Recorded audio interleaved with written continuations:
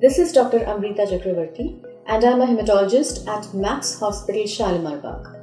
I see all kinds of blood disorders, cancerous and non-cancerous blood disorders, including bleeding and clotting disorders as well. So anemias. What exactly is anemia? Anemia is the condition in which the red blood cells or the hemoglobin in our blood reduces. The main action of hemoglobin is to carry oxygen in the body and provide it to various tissues and organs. So whenever there is a reduction in hemoglobin or RBCs, the capacity of carrying oxygen also reduces. This causes a deficiency of oxygen inside the body, and this is called anemia. So what are the main reasons of anemia? So particularly talking about our country, India, if we see, there are around 25% males in India who are anemic. The incidence of anemia in women, however, is much higher. It is around 57% to 60% of women in India are anemic, particularly iron deficiency anemia. So anemia can have a lot of causes. The most important being a deficiency of iron or vitamin deficiency, particularly vitamin B12 or folic acid deficiency.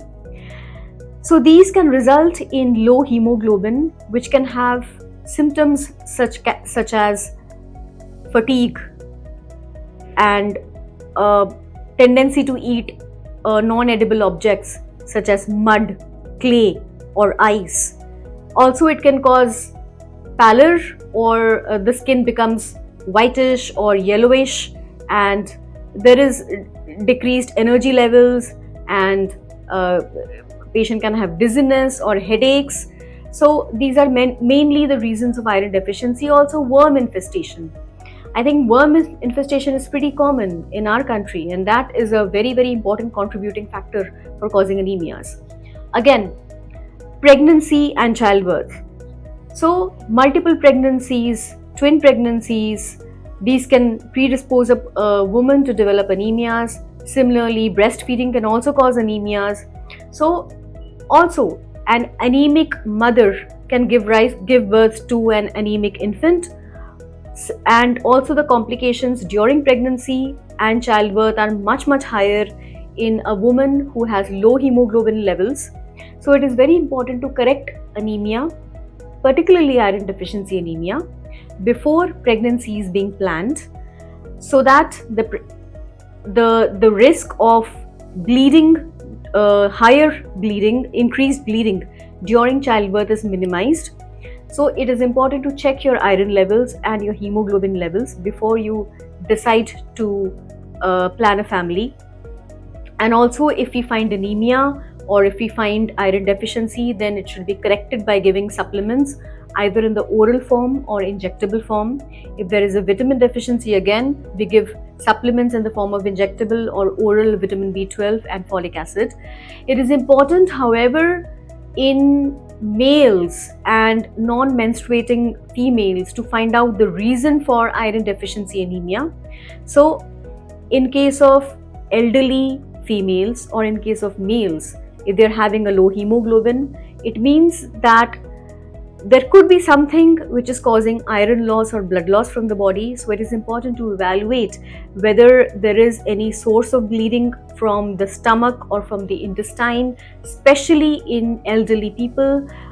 People above the age of 50 years, it is important to rule out any cancers or malignancies of the stomach or intestines. So we should first of all go for a stool occult blood test, and then if required, we can do special procedures such as endoscopies and colonoscopies to rule out any cancers or any tumors inside the stomach or intestines.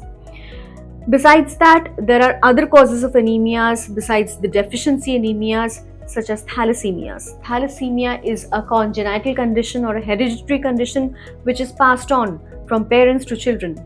Such children are born with low hemoglobin, and the low hemoglobin persists throughout life. If it's only a thalassemia minor, or the patient is only a carrier of thalassemia, we need not do anything about it.